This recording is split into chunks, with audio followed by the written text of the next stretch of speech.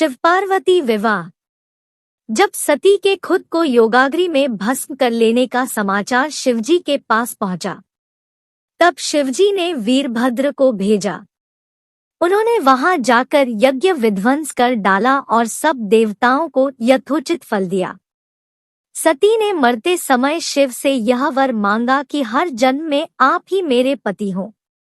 इसी कारण उन्होंने हिमाचल के घर जाकर पार्वती का जन्म लिया। जब से पार्वती हिमाचल के घर में जन्म, तब से उनके घर में सुख और संपत्तियां छा गई। पार्वती जी के आने से पर्वत शोभायमान हो गया। जब नारद जी ने ये सब समाचार सुने तो वे हिमाचल पहुंचे। वहां पहुंचकर वे हिमाचल से मिले और हंसकर बोले, तुम्हारी कन्या गुणों की खान है। यह स्वभाव से ही सुंदर, सुशील और शांत है। यह कन्या सुलक्षणों से संपन्न है। यह अपने पति को प्यारी होगी। अब इसमें जो 2-4 अवगुण है वे भी सुन लो। गुणहीन, मानहीन, माता पिता विहीन, उदासीन, लापरवाह। इसका पति नंगा, योगी, जटाधारी और सांपों को गले में धारण करने वाला होगा। यह बात सुनकर पार्वती के माता पिता चिंतित हो गए। उन्होंने देवर्षि से इसका उपाय पूछा। तब नारद बोले, जो दोष मैंने बताए मेरे अनुमान से वे सभी शिव में हैं। अगर शिवजी के साथ विवाह हो जाए तो ये दोष गुण के समान ही हो जाएंगे। यदि तुम्हारी कन्या तप करे तो शिवजी ही इसकी किस्मत बदल सकते हैं। तब यह सुनकर पार्वती जी की मां विचलित हो गई। उन्होंने पार्वती के पिता से कहा, आप अनुकूल घर में ही अपनी पुत्री का विवाह। यदि तुम्हारी कन्या तप करे तो शिवजी ही इसकी किस्मत बदल सकते हैं।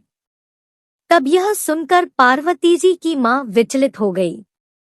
उन्होंने पार्वती के पिता से कहा, आप अनुकूल घर में ही अपनी पुत्री का विवाह कीजिएगा, क्योंकि पार्वती मुझे प्राणों से अधिक प्रिय है। पार्वती को देखकर मैना का गला भर आया। पार्वती ने अपनी मां से कहा, मां, मुझे एक ब्राह्मण ने सपने में कहा है कि जो नारद जी ने कहा है तो उसे सत्य समझकर जाकर तप कर। यह तप तेरे लिए दुखों का नाश करने वाला है। उसके बाद माता पिता को बड़ी खुशी से समझाकर पार्वती तप करने गई।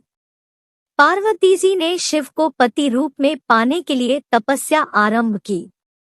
लेकिन शिव को सांसारिक बंधनों में कदापि रुचि नहीं थी, इसलिए पार्वती जी ने अत्यंत कठोर तपस्या की ताकि शिव प्रसन्न होकर उनसे विवाह कर ले। जब सप्तर्षि सती की परीक्षा लेने गए, सप्तर्षि ने पार्वती से जाकर पूछा, तुम किसके लिए इतना कठिन तप कर रही हो? तब पार्वती ने सकुचाते हुए कहा, आप लोग मेरी मूर्खता को सुनकर हंसेंगे। मैं शिव को अपना पति बनाना चाहती हूँ। पार्वती की बात सुनकर सभी ऋषि हंसने लगे और बोले कि तुमने उस नारद का उपदेश सुनकर शिव को अपना पति माना है, जो सब कुछ चौपट कर देता है।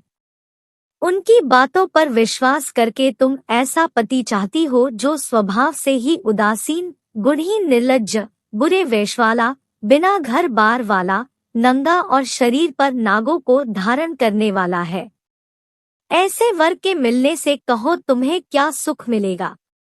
अब हमारा कहा मानो, हमने तुम्हारे लिए बहुत अच्छा वर चुना है। हमने तुम्हारे लिए जो वर चुना है वह लक्ष्मी का स्वामी और वैकुंठपुरी का रहने वाला है। तब पार्वती उनकी बात सुनकर बोली, कहा है कि मेरा हठ भी पर्वत के ही समान मजबूत है। मैं अपना यह जन्म शिव के लिए हार चुकी हूँ।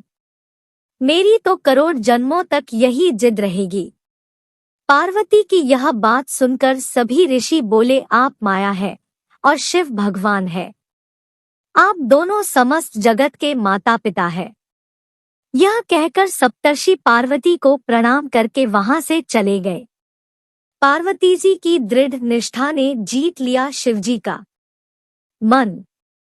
वर्षों तपस्या करने के बाद एक दिन पार्वती जी के पास एक ब्रह्मचारी आया। वह ब्रह्मचारी तपस्विनी पार्वती का अर्घ्य स्वीकार करने से पूर्व बोल उठा, तुम्हारे जैसी सुकुमारी क्या तपस्या के योग्य है? मैंने दीर्घकाल तक तप किया है। चाहो तो मेरा आधा या पूरा तप ले लो, किंतु तुम इतनी कठिन तपस्या मत करो। तुम चाहो तो त्रिभुवन के स्वामी भगवान विष्णु भी डॉट। किंतु पार्वती ने ऐसा उपेक्षा का भाव दिखाया कि ब्रह्मचारी 2 क्षण को रुक गया। फिर बोला, योग्य वर में 3 गुण देखे जाते हैं, सौंदर्य, कुलीनता और संपत्ति। इन तीनों में से शिव के पास एक भी नहीं है।